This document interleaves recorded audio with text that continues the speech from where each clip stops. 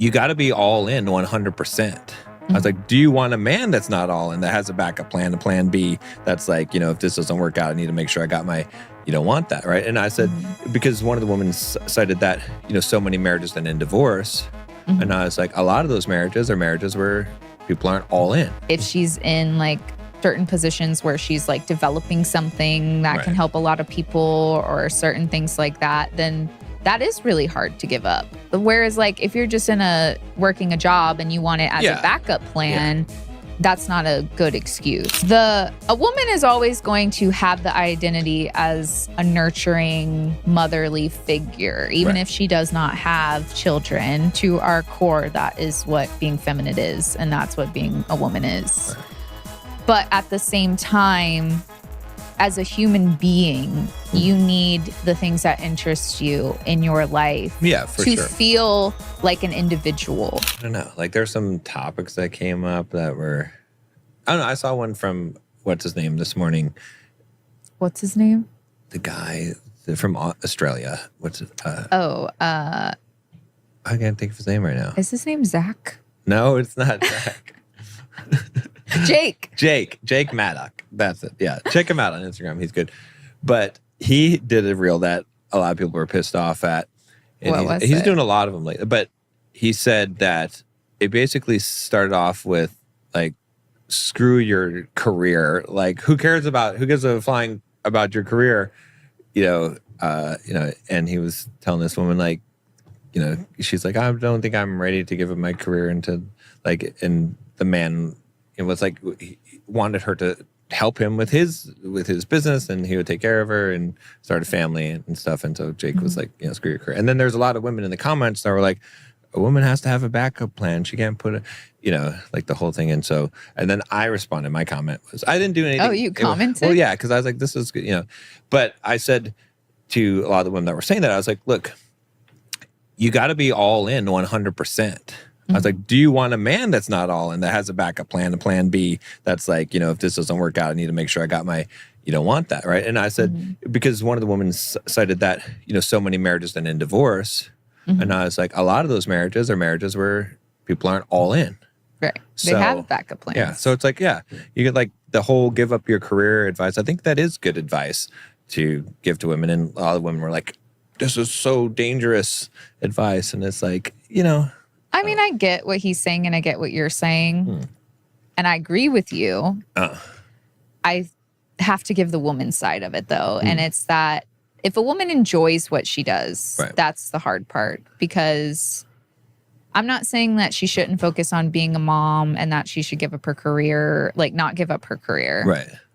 But if it's something that she really enjoys doing, and plus two, if she's really good at it, especially like if she's in like certain positions where she's like developing something that can help a lot of people or certain things like that, then that is really hard to give up. Whereas like if you're just working a job and you want it as a backup plan, that's not a good excuse, because like you said, then you're not all in, and you wouldn't want a man that's not all in. Right.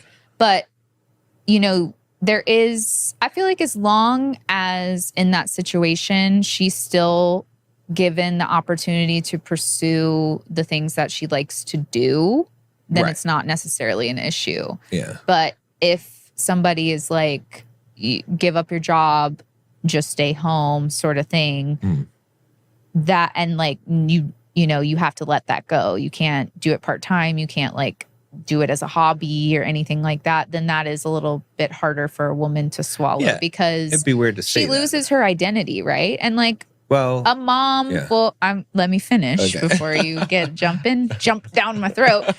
A woman is always going to have the identity as a nurturing motherly figure, even if she does not have children. To our core, that is what being feminine is, and that's what being a woman is. But at the same time, as a human being, you need the things that interest you in your life to feel like an individual. Because every woman has that motherly figure. Every woman is nurturing and caring deep down, whether they show it or not. Right. That doesn't differentiate her from anybody else. But if she's a mother who likes to dance, and so she goes to her dance classes, or she is a mother who likes painting, or she's a mother who really believes in this charity and is involved in it and volunteers to help people do, like, those things help make her feel like her. Right.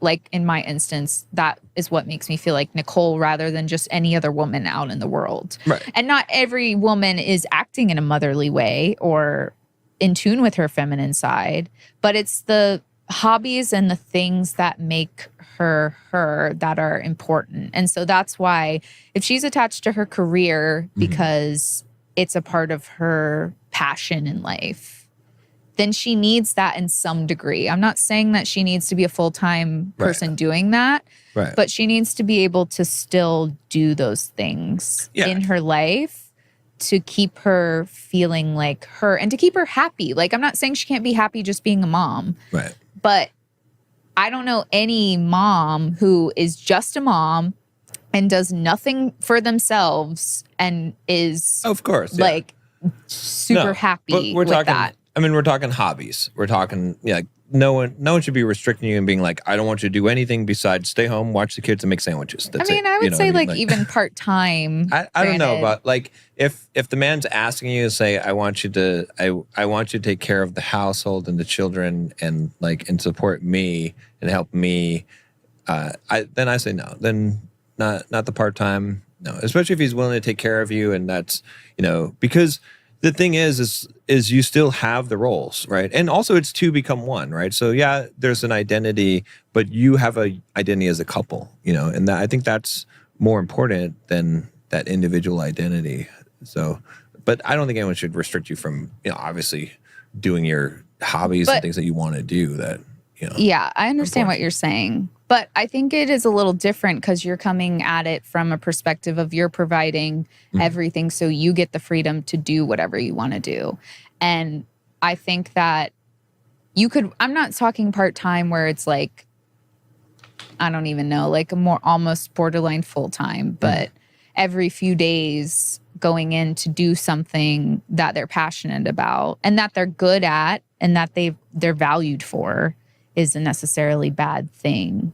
It's not necessarily a bad thing. I'm just saying, it's a matter of, you don't need to work. You don't have to, provide, doing a part-time job. But you can do whatever you want to do in terms of passion, dancing, hobbies, those type of things. It's just don't interfere with the role of the masculine role and be in the feminine role, right? Well, I think that's a better way to explain it because I think men sometimes don't understand why women jump down like someone's throat for saying that stuff and vice versa. Women don't understand why men jump in and they get so upset about certain things. And it's because, I can especially view the woman's side because one, I am a woman, and two, women value safety and a safe environment so much. Yeah. But a lot of women who are saying stuff like that, they are afraid of losing their identity. Yeah. And even in the Empowered Wife book that we're reading, which is similar to the Surrendered Wife book that we already reviewed. Yeah. She talks about the way that her marriage got better was actually by focusing more on herself. Exactly. And what she wants to do rather than focusing on her husband. Right. And that's not to say that she's just being selfish or whatever, but I think it goes more along of what I was mentioning to you, that a woman still has to do things that she likes to do. And you're right. Yeah. So let's say a woman likes to paint. Right. When you give the reins over to a man that you trust and you are able to stay home and take care of your family, you also have more time because you don't have to go to work to do those things that you really in a way that's also not stressful. Like you're not on a deadline. You're not, you don't have certain things that you would necessarily have when you're working. And plus two, it's not like a job, but you could even sell those things on your own time with like a Etsy shop. Right. Yeah. Again, it's not to have your own stash pile of money. Right. But it's that if you wanted to have, that's what I'm saying, like part-time, like something light like that doesn't interfere with, providing for the family or being there to support your husband and your kids. Yeah. but still allows her to have those things. Because women, it's kind of like men. When you say something and they hear something totally different and they go on this tangent.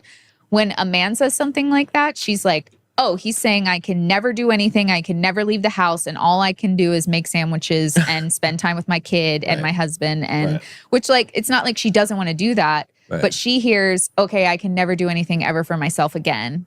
It has to be all about them. Well, a lot of the women in the comments were talking about the idea that it's too much of a risk, that if she does get a divorce, then she won't have skills. And those were the arguments they were making against it, or, you know, why should she have to give up her career? Which again, legitimate to some degree, but at the same time, as someone who doesn't work, but has worked before we got together, I don't really have a fear that if, God forbid, something happened to you and I, which I don't think would happen, that I couldn't go out and find a job. Sure, yeah. But like, that is not... Well, and that's not what they were saying. They're saying if you can trust the man. It's like you get into a marriage 100%. You don't think about alternative, plan B. You're in it. Your two become one. Like, all of this is a unification. So you can't be thinking individualistic when you are in a marriage. You know, you have to think about becoming the part of the whole. And so that's the issue, is that they're trying to mitigate the risk, right? Just like, we talk about this all the time. Mostly we talk about men trying to mitigate the risk and, not being all into it, or not even wanting to take a risk in marriage at all.